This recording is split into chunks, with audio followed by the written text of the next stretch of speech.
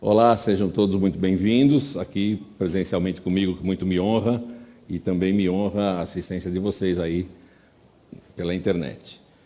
Hoje nós vamos falar de 2 capítulos de Daniel, capítulo 3 e capítulo 6. Tem muitas lições importantes para nós, mas, como sempre fazemos antes, vamos pedir a presença do Espírito Santo. Querido Pai, nós te agradecemos por estarmos aqui, tendo este momento para estudar a Tua Palavra. Precisamos que o Teu Santo Espírito esteja conosco e que Ele possa exaltar a Tua Palavra agora. Eu peço em nome de Jesus. Amém.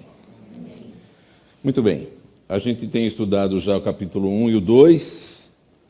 O capítulo 1, a gente viu que o mundo está pressionando a mente de todo mundo para que todos concordem, convirjam para um tipo de pensamento só. E no capítulo 2 a gente viu que há uma sucessão de impérios e que esses impérios se dividiram. Estamos nesse momento de nações divididas e neste momento a Bíblia prometeu que Jesus vai voltar para estabelecer o seu reino, é o que nós estamos aguardando.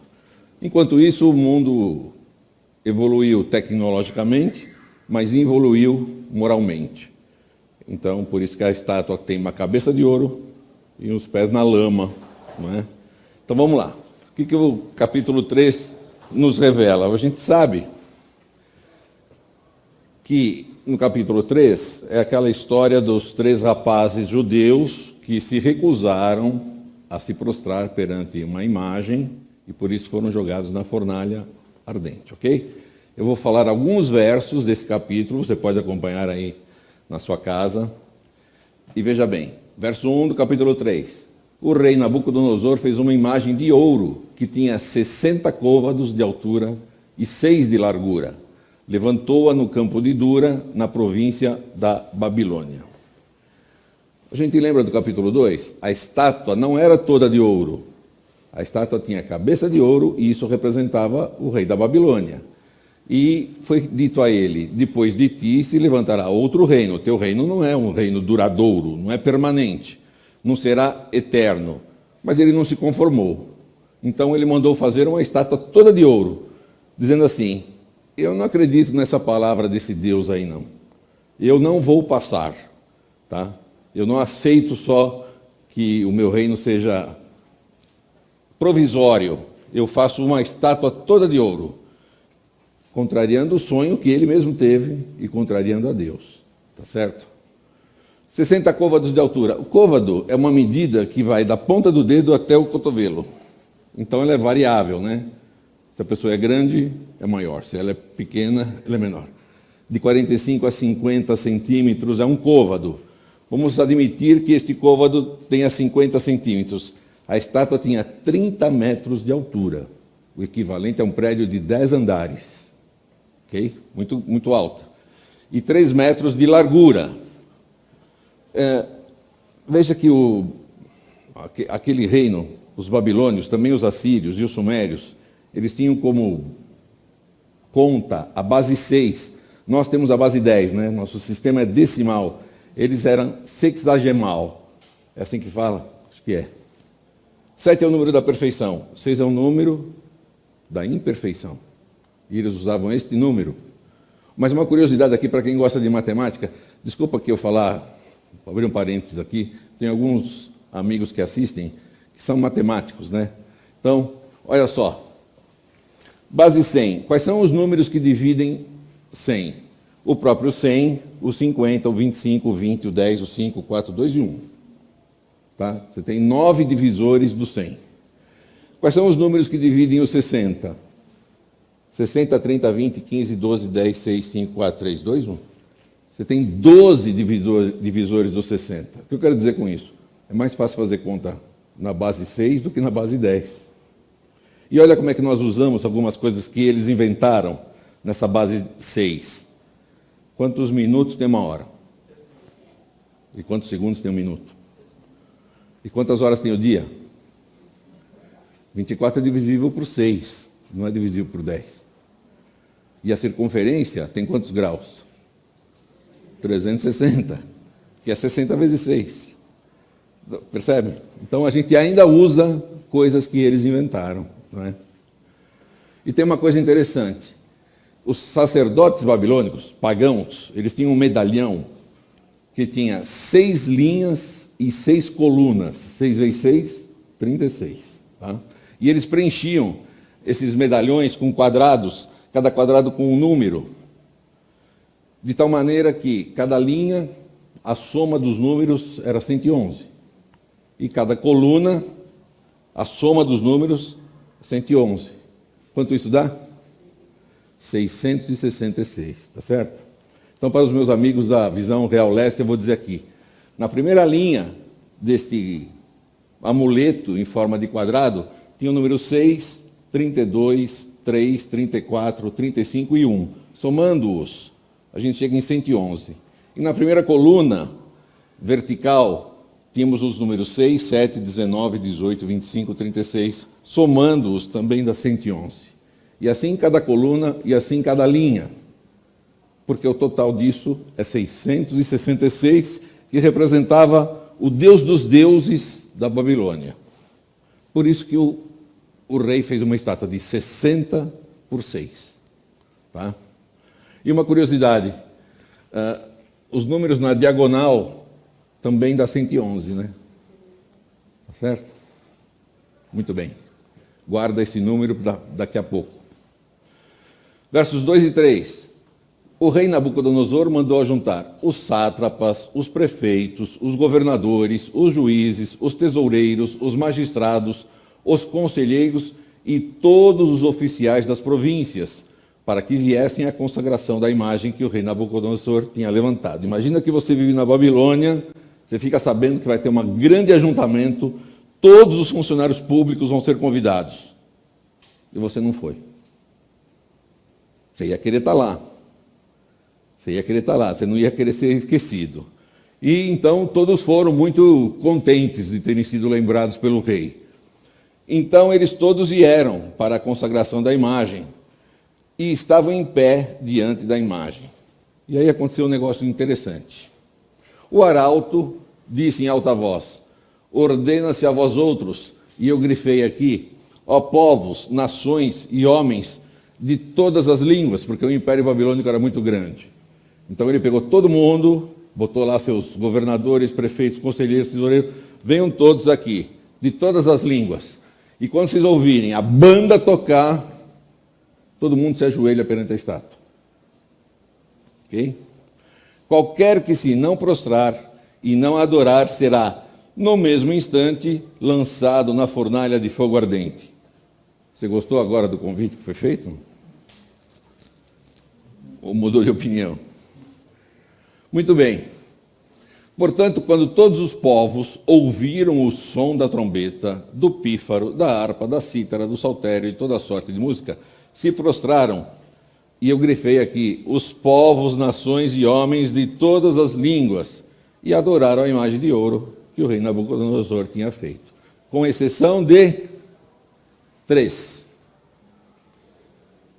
Os 3 judeus, amigos de Daniel, não se prostraram.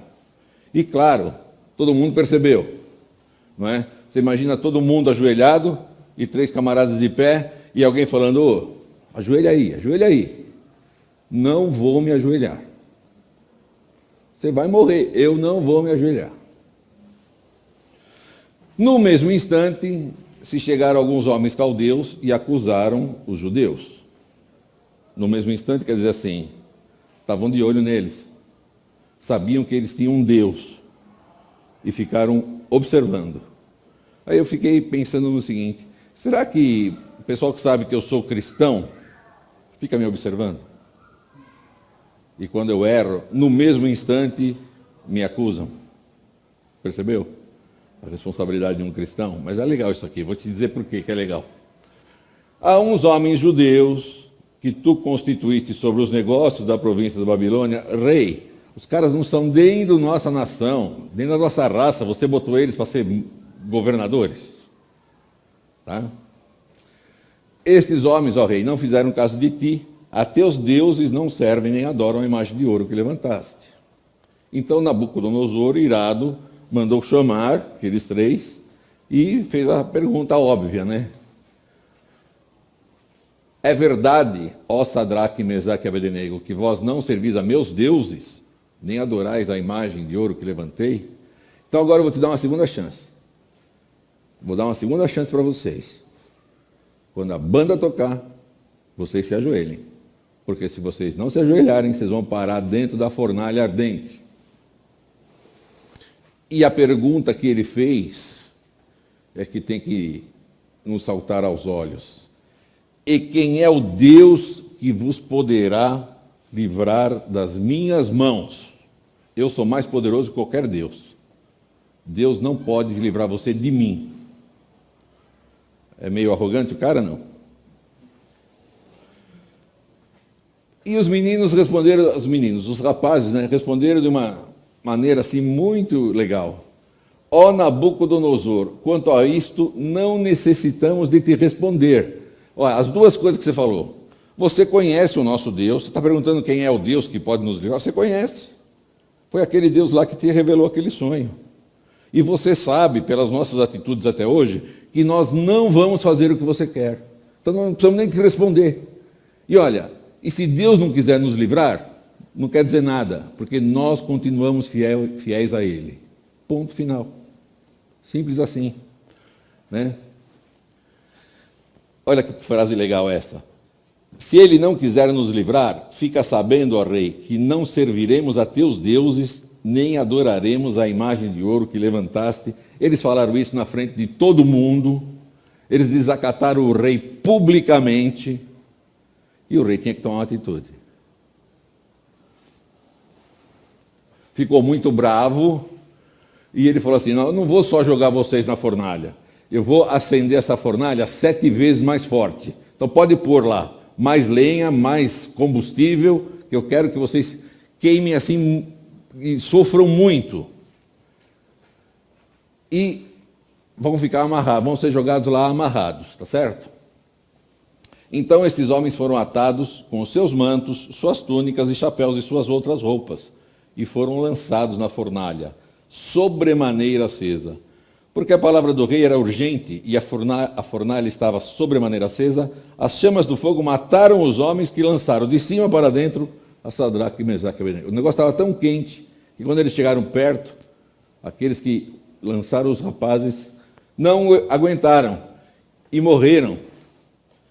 Estes 3 homens caíram atados dentro da fornalha sobremaneira acesa. Fico imaginando a cena, né? Mas de repente o rei toma um susto. Ele olha lá para dentro e em vez de ver 3 caras amarrados se consumindo nas chamas, ele vê 4 pessoas andando. E ele tomou um susto e perguntou, o que está acontecendo? Então o rei Nabucodonosor se espantou e se levantou depressa e disse aos seus conselheiros, não lançamos nós 3 homens atados dentro do fogo? É verdade, ó rei. E ele disse, eu porém vejo 4 homens soltos que andam passeando dentro do fogo, sem nenhum dano, e o aspecto do quarto é semelhante a um filho dos deuses. Quem que ele viu lá dentro? Jesus. Ele viu Jesus lá dentro. E Nabucodonosor chegou lá e chamou, e já mudou a conversa, né? Sadraque, Mesaque e Abednego, servos do Deus Altíssimo. Como é que ele tinha feito a pergunta? Quem é o Deus que poderá livrar vocês? Vocês são servos do Deus Altíssimo, saí e vinde. Então todos viram que o fogo não teve poder algum sobre os corpos desses homens, nem foram chamuscados os cabelos da sua cabeça, nem os seus mantos se mudaram, nem cheiro de fogo tinha neles. Olha que legal. Eu fico pensando assim, eles podiam ter agido diferente? Eles podiam ter combinado entre eles e falado assim, ó, vamos nos ajoelhar, mas em vez de adorar a estátua, a gente faz uma oração ao nosso Deus. E ninguém vai saber. Vão pensar que nós estamos cumprindo a ordem do rei e vai ficar tudo certo. Mas Deus sabe que nós não nos ajoelhamos para a estátua, nós nos ajoelhamos para Ele. Dava para fazer isso? Se eles fizessem isso, o que aconteceria? Pode falar. Eles estariam insinuando que o rei era mais poderoso que Deus. Percebe? E eles não estavam lá para homenagear o rei, eles estavam lá para homenagear a Deus. E nós estamos aqui para homenagear quem? Testemunho, Maria José, testemunho. Nabucodonosor falou o seguinte: bendito seja o Deus de Sadraque, aquele a quem eu me referi jocosamente. Quem é o Deus que vai livrar vocês? Eu me rendo a ele. Ele é bendito. Ele enviou seu anjo, livrou seus servos, que confiaram nele. E o rei reconheceu aqui um negócio legal. A gente tem que confiar em Deus, não temer nem desconfiar. Pois não quiseram cumprir a palavra do rei, preferindo entregar o seu corpo a servirem e adorarem a qualquer outro Deus, senão ao seu Deus. Portanto, faça um decreto, pelo qual todo povo, nação e língua, que disser blasfêmia contra o Deus de Sadraque, Mesaque e Abednego, seja despedaçado e as suas casas sejam feitas um monturo, porque não há um outro Deus que possa livrar como esse. Esse camarada não era fácil, hein? Vou falar a verdade. Esse camarada, quando era contrariado, ameaçava matar, tá certo? E quando estava assim por cima, também ameaçava matar. Quer dizer, o cara era complicado. O rei fez prosperar a Sadraque, Mesaque e Abednego na província da Babilônia. Qual é a chance que nós temos de passar por uma situação semelhante a desses três rapazes aqui, hoje no século 21? Olha só, esses eventos políticos que afetam a liberdade religiosa, em Daniel 3, no versos 2 e 3, você tem um governo universal, por isso que eu enfatizei ali, povos de todas as nações, línguas e povos, tá certo? Uma imagem falsa que ele levantou, porque a imagem verdadeira era aquela do capítulo 2, que ele sonhou, tá? Uma adoração forçada, no verso 4, vocês venham aqui e vocês têm que adorar a estátua. Quando a banda tocar, todo mundo de joelho. Tá? E decreto universal, está escrito lá, para todos os povos, nações e línguas. Não interessa que etnia você é, não interessa a cultura que você tem, não interessa a religião que você pratica. Eu estou decretando que você vai se ajoelhar para essa estátua. Ponto final. Tá? E condenação à morte para quem não obedecer. Isso aconteceu em Daniel 3. Está longe de acontecer para nós? De acordo com o relatório elaborado pela organização não governamental, uma ONG, que chama-se Repórteres Sem Fronteiras, em dezembro de 2013, a tendência do século é justamente ataques violentos, tendo como justificativa a religião. Mas olha só o que eles estão falando, vou detalhar aqui. O relatório retrata duas grandes ameaças à liberdade de informação. E para eles, a liberdade de informação é fundamental e essencial à democracia, com que todo mundo concorda, não é? A primeira ameaça é a ambiguidade da censura em nome da religião.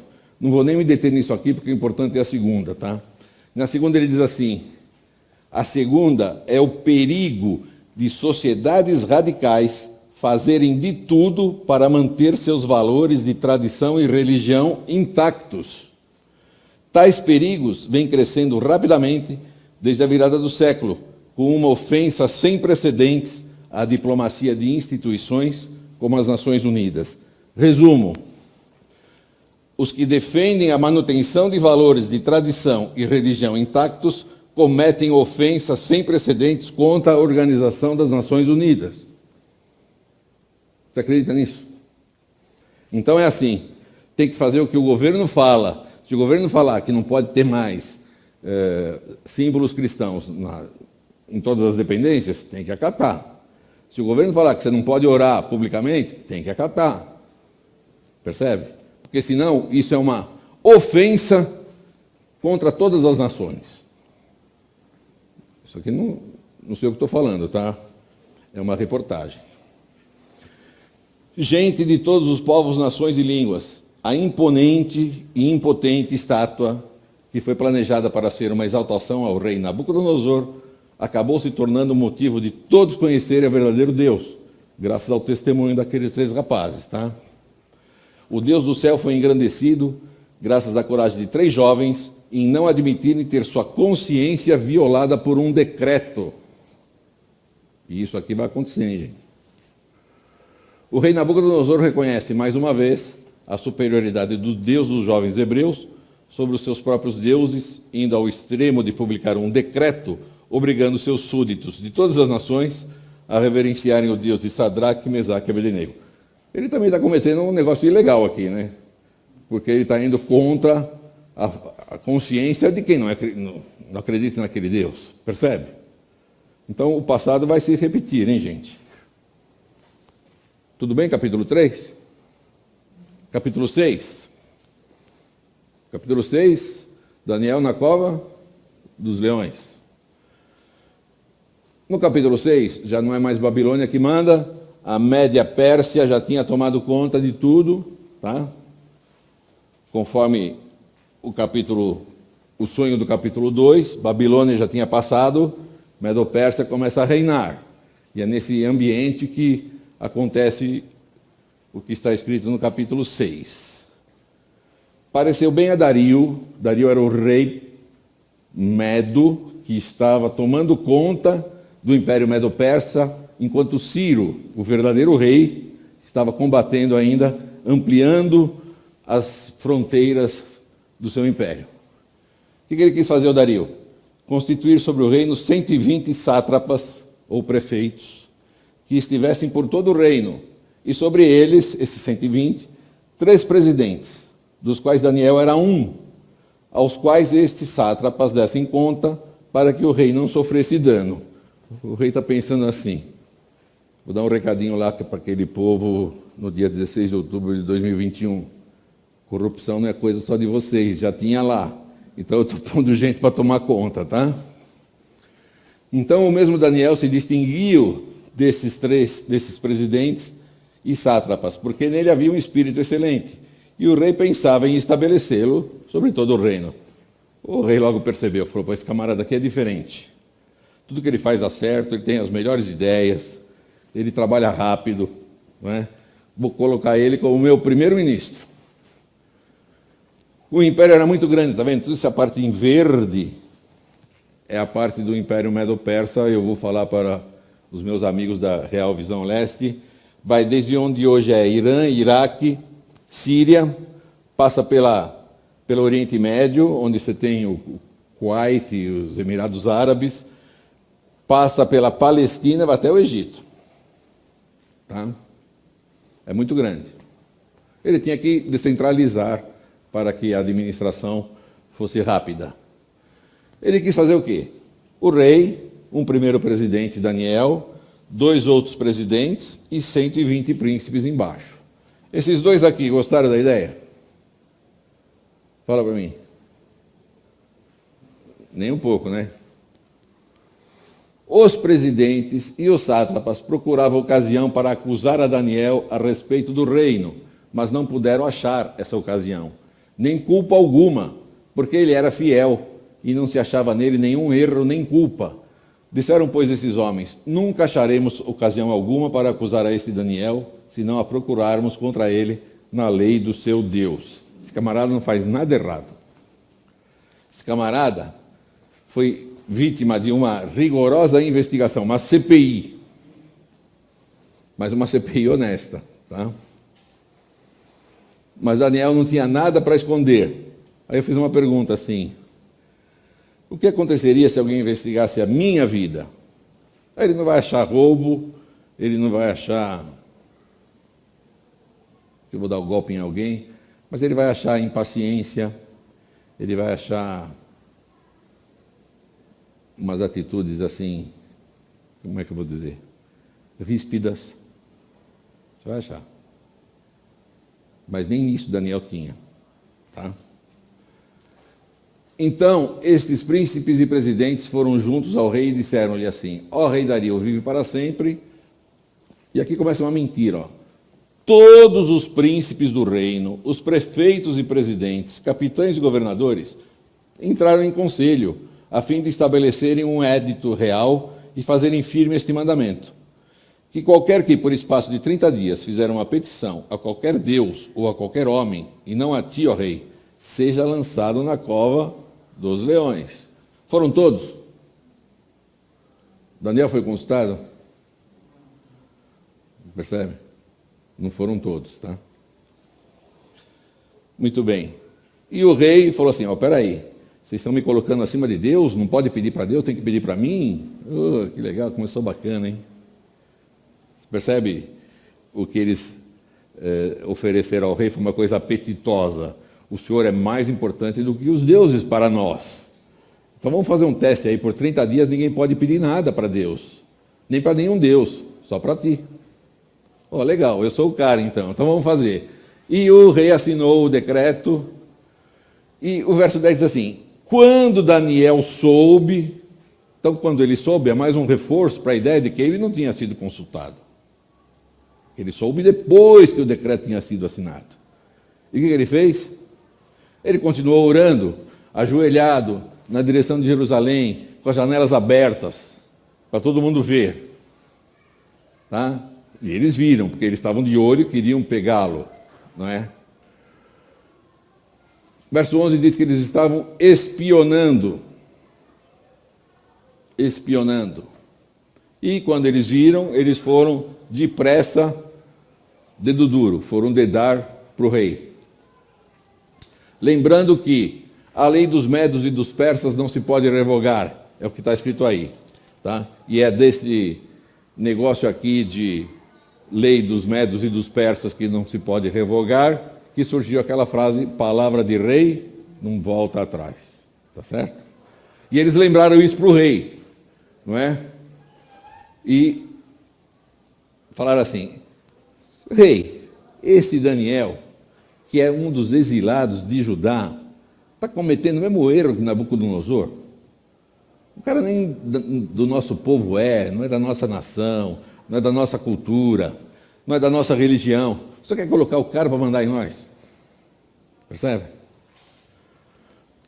Ele não faz caso de ti, nem da tua lei, mas continua a orar 3 vezes ao dia. Esse cara é um fundamentalista. Esse cara é um reacionário, um conservador, um criminoso. Ele não obedece o rei. O rei ficou triste e quis livrar a Daniel, mas o verso 15 está escrito assim, rei, não se esqueça que palavra de rei não volta atrás. Estamos falando de novo isso para o senhor. Tá? Então agora, cumpra a lei que o senhor mesmo promulgou. O rei ordenou que trouxesse a Daniel e o lançasse na cova dos leões.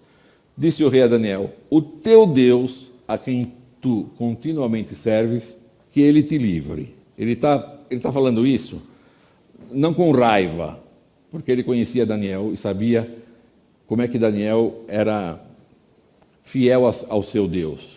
Ele diz assim, eu espero que ele te livre. É isso que ele está dizendo aqui. Eu espero que ele te livre. Tá? Foi trazida uma pedra e posta sobre a boca da cova, selou o rei com seu próprio anel e com o dos seus grandes, para que nada se mudasse a respeito de Daniel. Então os caras falaram assim, não é só para pôr o cara aí não, porque o senhor gosta tanto dele que estão achando que o senhor de noite vai vir aqui tirar ele daí e vai dizer que ele fugiu. Então vamos selar isso aí.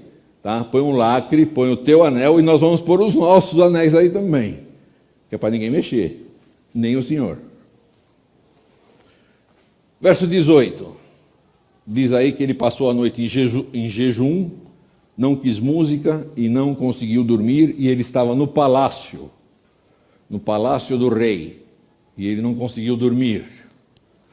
Por que ele não tinha? Ele não tinha paz interior. O rei não pôde dormir no palácio, mas Daniel consegue dormir na cova dos leões. O mundo não pode proporcionar a paz. Quem é que pode proporcionar a paz? João 14, 27. Deixo-vos a paz, a minha paz vos dou. Só Jesus pode proporcionar a paz. No meio de um mundo que circunstancialmente nos acusa de tudo, né? Fundamentalistas, radicais, vocês são contra o progresso, onde já se viu, querer manter a palavra de Deus intacta, isso é um ataque frontal à ONU. Não são palavras minhas, hein, gente? Isaías 9, 6 e 7, vocês conhecem? quando Isaías, no ano 720 a.C., mais ou menos, fez uma profecia sobre Jesus, e ele disse o seguinte: um menino nos nasceu, um filho se nos deu, ele é o filho dos deuses, aquele Deus que Nabucodonosor viu dentro da fornalha, parece um filho de deuses. O governo está sobre os seus ombros, sabe o que vai acontecer? É ele que vai governar eternamente, não é ninguém mais, tá? E o seu nome será Maravilhoso Conselheiro. Você tem algum problema? Pede conselho para ele. Deus Forte. Você está com um problema grave? Deus é mais forte. Pai da eternidade. Não pensa só nesse mundo, você tem uma vida eterna que Ele quer te dar. Príncipe da paz. Ele é que te dá a paz verdadeira, para que se aumente o seu governo e venha a paz sem fim sobre o trono de Davi e sobre o seu reino. Nosso reino eterno vai ter paz sem fim. Olha que legal, que está sendo prometido aqui. Para o estabelecer e o firmar mediante o juízo e a justiça, vamos passar por isso, vamos ver isso no capítulo 7, desde agora, para sempre, o zelo do Senhor dos Exércitos fará isto, porque Ele tem zelo pelo seu povo, Ele vai fazer isso. Legal esse Deus, não é?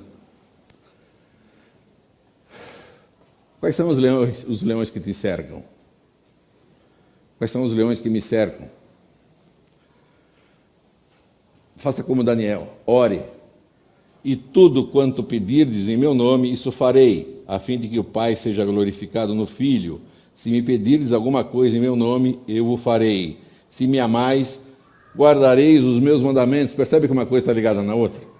Ele está dizendo assim: mostra que você confia em mim, fazendo o que eu te sugiro. E quando você fizer o que eu sugiro, eu vou ter condição de te atender. Porque eu não posso te atender se você continuar mentindo, se você continuar quebrando o mandamento. Não dá para atender você. Porque aí o meu Pai não vai ser glorificado. Então, siga as minhas instruções e peça. Peça em meu nome que eu dou. Como é que está lá em Mateus? Pede que você vai ter. Bata que vai ser aberto. Procura que você vai achar. Opa. Desculpa aqui, hein? Peça para Jesus sem intermediários. Não põe ninguém no meio do caminho. Sem estatuinha. Não ora para a estátua.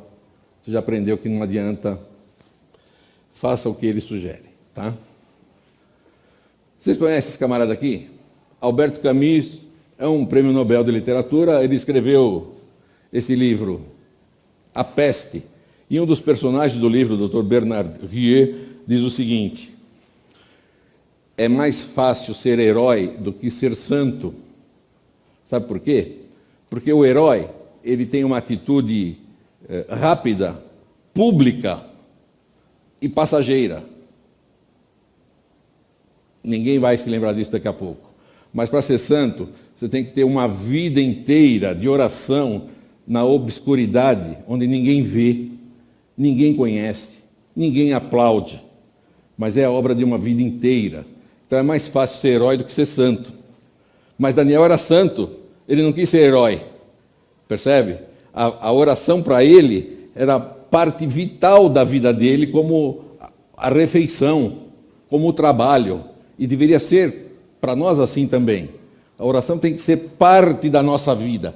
A oração não pode ser apenas naquele momento de emergência, naquele momento de doença ou de morte ou de alguma coisa que está acontecendo de errado. A oração tem que ser contínua, uma conversa com teu Deus, zeloso, carinhoso, misericordioso. A oração tem que ser parte da sua vida diária, várias vezes ao dia. Aliás, sempre, né? Porque se ele falou assim: eis que estou convosco todos os dias. Ele quer estar comigo a cada minuto. Eu vou deixar de falar com ele? Percebe? Então, o que Daniel nos ensina é que você tem que ser santo a vida inteira. Como é que eu vou ser santo? Eu não vou ser santo, né? Santo Armando nem combina muito, né? Mas se eu andar com Jesus, Ele vai dar um jeito em mim. Ele. Tá certo? Eu costumo dizer assim: tudo que você vê de bom em mim, se é que você vê alguma coisa, é de Jesus. Tudo que você vê errado em mim, é do Armandinho mesmo. Então o Armandinho tem que se revestir de Jesus.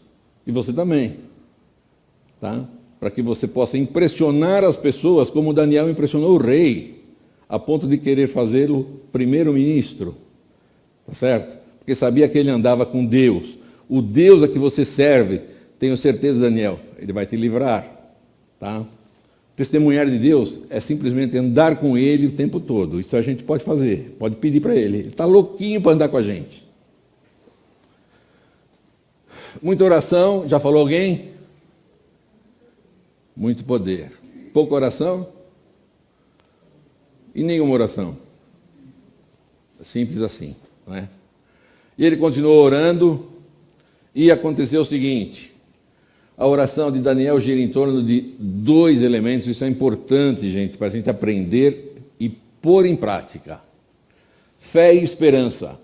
Porque isso está indicado por 2 verbos que estão aqui no livro de Daniel, capítulo 6. No verso 10, ele dava graças pelo que havia recebido e estava recebendo. Isso representa o passado e presente dele.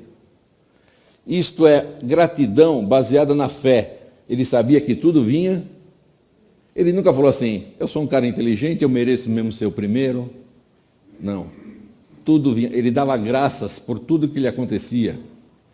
E, verso 11 diz que ele suplicava pelo que haveria de receber, esperança no futuro. Então, na oração de Daniel, ele abrangia o passado, o presente e o futuro, que colocava sempre nas mãos de Deus. Ele reconhecia isso e nós temos que reconhecer também.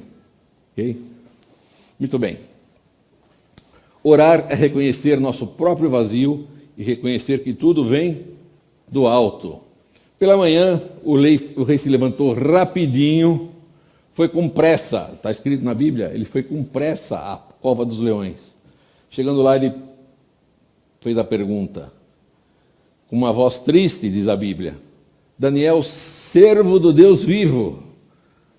Olha, Dario está botando fé em Deus, hein? Eu sei que teu Deus vive, Daniel. Que legal isso. Dar-se-ia o caso que o teu Deus, a quem tu continuamente serves, tenha podido livrar-te dos leões? O rei reconhecia que Daniel continuamente servia a Deus. Como eu gostaria de ser reconhecido assim também, viu, gente? Eu vou pedir para Jesus me ajudar.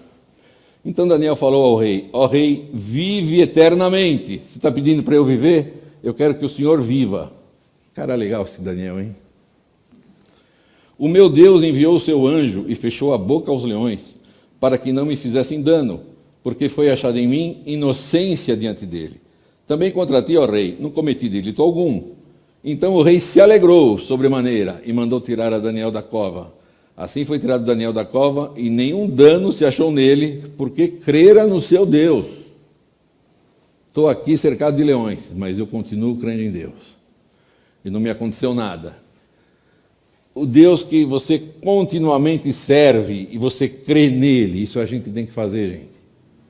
Nós estamos aqui para servir a Deus e mostrar para o povo, para o mundo, que não importa as circunstâncias, a gente crê nele. Ok? Qual é o coração desse conflito? Lei de Deus versus lei dos homens. A ordem de Deus versus a ordem dos homens, reverência a Deus ou reverência aos homens. Se um dia a gente tiver que passar por uma situação dessa, ou faz o que o governador falou, o presidente, o prefeito, o teu chefe, que vai contra a lei de Deus, o que nós vamos escolher? Isso vai acontecer? Apocalipse 13 disse que o que aconteceu aqui vai acontecer de novo. Se você quiser abrir sua Bíblia em Apocalipse 13, no verso 7, fala que vai ter um governo universal, e Apocalipse 13 está falando do nosso futuro. Tá? O verso 7 diz que vai haver um governo universal, e que esse governo vai formar uma imagem falsa de um outro poder, e que vai surgir um decreto para que a gente tenha uma adoração forçada, adorando esse outro poder. E esse decreto vai ser universal. E sabe o que vai acontecer? Quem não obedecer vai ser condenado à morte. Você acredita que vai acontecer isso? Eu vou dizer uma coisa para você. Depois de tudo que eu li, das profecias de Daniel, eu tenho que acreditar. Porque senão eu estou negando tudo que eu aprendi aqui. Com o testemunho da história. Sabe o que acontece, gente? Tem gente que analisa a história passada sob o ângulo de sociologia, de antropologia, de economia, mas ninguém analisa a história do jeito que nós estamos fazendo aqui. Me perdoe a falta de modéstia. Nós estamos descobrindo o significado bíblico da história. E isso não pode ser negado. Tá? A história não pode negar o que a Bíblia previu, porque a história está aí. E no verso 18 de Apocalipse 13, fala de um número lá. Que número é? 666, que a gente já viu de onde veio, tá? Quando a gente estudar Apocalipse, se Deus quiser, o ano que vem, nós vamos detalhar tudo isso. Mas tudo que vai acontecer, já aconteceu. Ou tudo que já aconteceu, vai acontecer, gente, tá? Então, para terminar, o rei pegou aqueles homens que tinham acusado Daniel, jogou-os, ele, as famílias todas, dentro da cova dos leões. Antes que eles atingissem o fundo, os leões já partiram para cima. Por que essa frase está na Bíblia? Para dizer assim, não vem com essa história que Daniel não foi comido pelos leões porque ele estava com a barriga cheia. Tá? Eles não estavam com a barriga cheia, porque quando chegaram os outros lá, foram devorados imediatamente. E ele fez um decreto aos povos, nações e homens de todas as línguas que habitam em toda a terra. Paz vos seja multiplicada. Faço um decreto, pelo qual em todo o domínio do meu reino, os homens tremam e temam perante o Deus de Daniel, porque ele é o Deus vivo e que permanece para sempre. O seu reino não será destruído e o seu domínio não terá fim. Dario pregando que Jesus vai voltar. Brincadeira? Ele livra e salva e faz sinais e maravilhas no céu e na terra. Foi ele quem livrou a Daniel do poder dos leões. Daniel, pois, prosperou no reinado de Dario e no reinado de Ciro, o persa. Acabou o capítulo 6. Resumo rápido. Palestra 1 do capítulo 1. Uma lavagem cerebral para que se mude o passado cultural, familiar e religioso daqueles jovens, e nosso também acontecendo hoje. Mas, no capítulo 1, a gente descobriu que Deus é o Deus que transforma a derrota em vitória. Palestra do capítulo 2. O mundo está evoluindo tecnologicamente e evoluindo moral e espiritualmente. Isso é fruto direto dessa lavagem anterior, percebe? Vão lavando o nosso cérebro, depois eles aplicam o que eles querem e a gente acha que está bom. E estamos na lama, mas estamos achando que está bom. Descobrimos no capítulo 2 que Deus é o revelador de mistérios. Tem algum mistério que você não consegue resolver na tua vida? Joga lá para cima, tá? Palestra de hoje. Obedecer a Deus ou obedecer aos homens? O que se coloca em risco? O que se sacrifica? Sacrifica o seu emprego, se você falar que você não pode trabalhar de sábado? Sacrifica a tua família, se você disser que mudou de religião? Sacrifica teu namorado, sua namorada, seu marido, sua mulher? Sacrifica o quê? Para eles não se importaram de sacrificar a própria vida para dizer assim, eu estou com Deus e não abro. Percebe? E com isso eles conseguiram evangelizar o mundo inteiro. O decreto foi para o mundo inteiro. Que legal. A gente descobriu hoje que Deus salva o seu povo. Daniel e seus amigos enfrentaram um teste de lealdade para com a lei de Deus, mesmo após terem levado uma lavagem cerebral completa. Preferiram sacrificar as próprias vidas do que sacrificar a liberdade de consciência. Aqui está o ponto para o século XXI, tá? Guarda bem isso. Aqui está a paciência dos santos, isso aqui é para o fim dos tempos. Aqui está a paciência dos santos. Aqui estão os que guardam os mandamentos de Deus e a fé de Jesus, apesar do que o mundo fala, apesar da lavagem cerebral atual, a gente persevera em fazer o que Deus manda. Eu gostaria que esse fosse o meu objetivo de vida e o de vocês também, ok? Final dos tempos. O conflito final é sobre lealdade, confiança em Deus e adoração. Esse é o final dos tempos, tá? Semana que vem, nós vamos estudar os capítulos 4 e 5. 2 destinos, do palácio ao pasto e do palácio ao pó, quando Deus manda recado e até escreve na parede. Eu quero agradecer a tua audiência aqui. Eu espero que a gente tome essas lições para nós. Nós temos que ficar firmes num Deus que já se mostrou que existe, que escreveu este livro, que é verdadeiro, que vai voltar para nos buscar, tá bem? Mas ele vai voltar para buscar aqueles que gostem de fazer aquelas coisas que ele sugere. Porque o que ele sugere, gente, é bom para nós, não é bom para ele. Se eu continuar mentindo, ele não deixa de ser Deus. Percebe? Então, quando eu paro de mentir, ele fica contente, porque ele fala assim, ó, o que o Armandinho está fazendo, está deixando todo mundo em volta dele mais feliz. Ele trata as pessoas com amor, com carinho, com misericórdia, com generosidade. É legal. Eu quero o Armandinho perto de mim, para sempre. Legal isso aí, né? Eu espero que você, semana que vem, esteja aqui conosco de novo, sábado, às 16 horas. Vamos orar? Querido Pai, nós te agradecemos pelas lições de liberdade e de consciência que os capítulos 13 e 6 do livro de Daniel nos demonstram.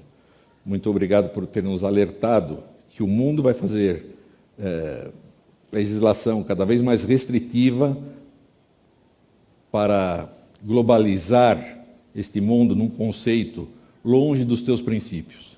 E nós não vamos aceitar isto. Teu Santo Espírito trabalhe conosco, teus santos anjos nos guardem.